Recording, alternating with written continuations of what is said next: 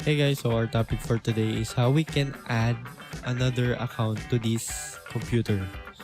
So let's get started. First, click this gear icon here, settings, and then go to accounts. And after that, choose family and users. Add someone else to this PC. And click this I don't have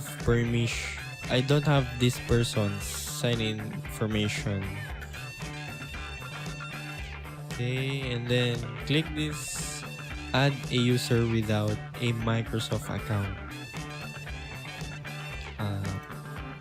Here you can add now your name.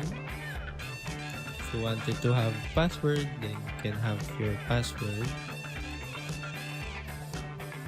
right there, but I don't want password. So there, let's try it. Let's switch to another account. Your name here. Switch it. There you go. Sign in.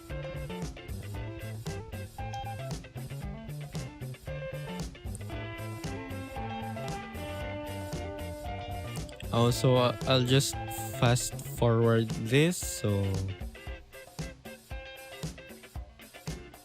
you'll encounter this type of choose privacy settings for your device. I recommend that you choose no for all this. Don't use my data, advertising ID, just accept. And there you go.